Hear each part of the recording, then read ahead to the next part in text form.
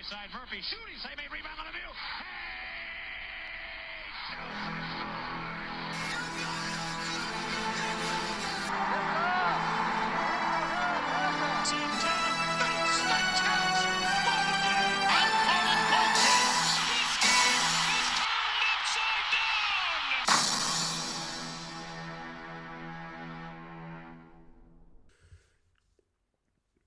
Hey everyone, I'm Casey. You are watching the Red Rubber Duckman All Sports Network. It's time for Week 6 of the 2025 NFL season, which means we are about a third of the way through the season, and we still don't know who's the Super Bowl favorite. We still don't know who's legit and who's not. But,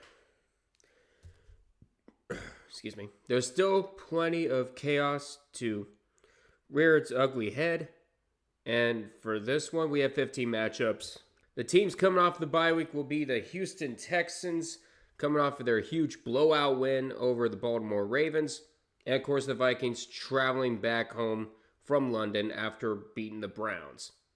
So, this is going to be a very, very entertaining bye week for them, because we got 15 matchups and they're looking very insane. Let's go ahead and go over them. First up, on Thursday Night Football, you got the Philadelphia Eagles taking on the New York Giants in an NFC East showdown. Now, the Eagles have not been feeding Saquon Barkley as much as they should, and A.J. Brown still needs to see the ball more often. But there's still plenty of time for the Eagles to take flight, because keep in mind the Eagles didn't really take flight last year until October, which is where we're at right now. And then with the Giants, they ended up giving the ball to the Saints 5 times. Jackson Dart had 3 turnovers despite 202 yards and 2 touchdowns from him. I call it the Thursday night crucifixion for a reason, and it's going to happen here. I'm going to say the Philadelphia Eagles win it. Next up, we got our London game for this week. We have the Denver Broncos taking on the New York Jets. Now, the Broncos defense was able to sack Jalen Hurts 6 times in their upset win over the Philadelphia Eagles. Bo Nix led the Broncos to 3 scoring drives in the fourth quarter. For the Jets, they have yet to pick up a single turnover, and I think it was the first time since they started recording turnovers as a stat in 1933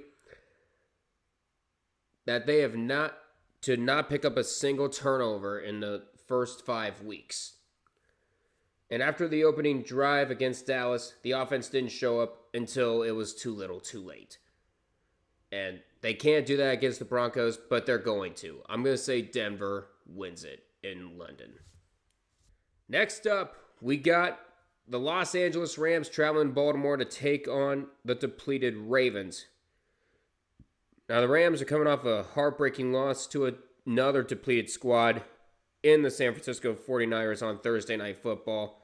Costly mistakes and fumbles are going to keep costing the Rams if they are not contained, especially to a team like Baltimore.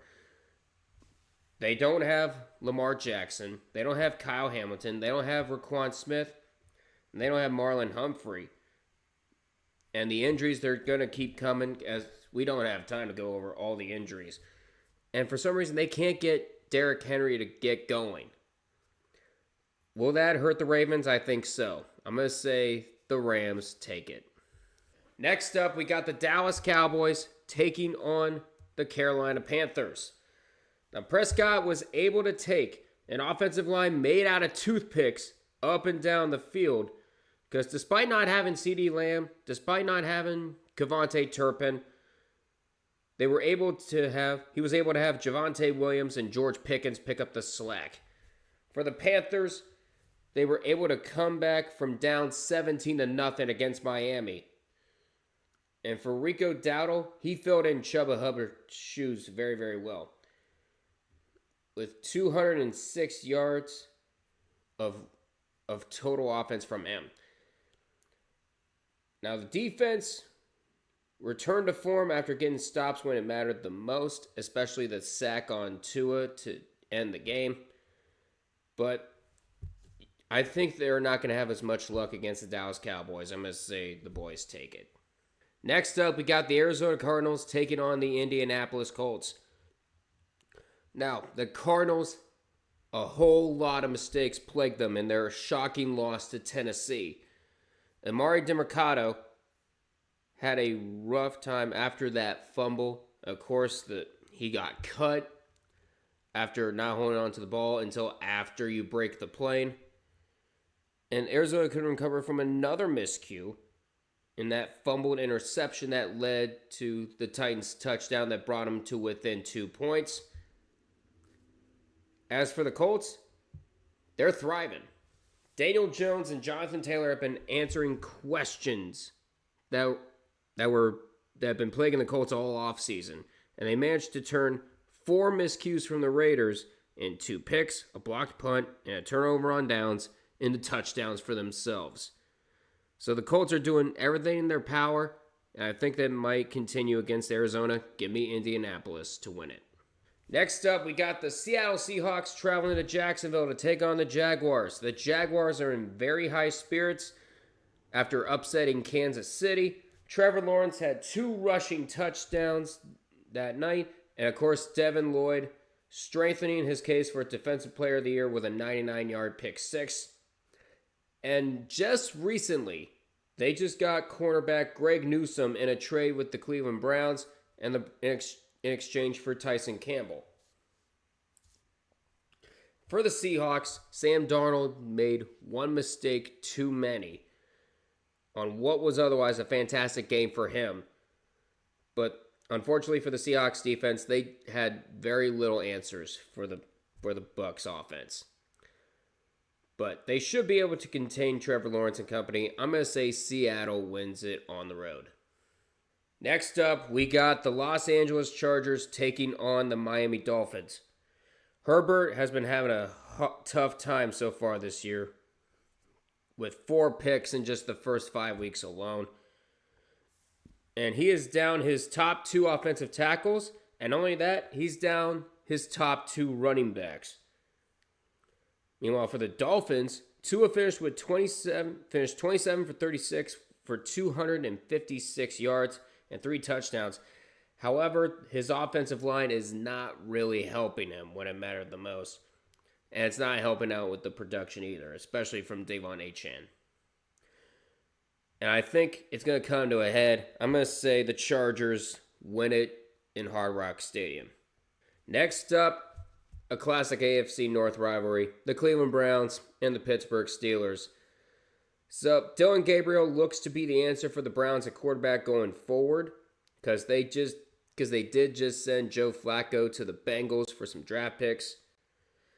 However, the defense did not do enough just by forcing 2 turnovers to stop Minnesota over in London.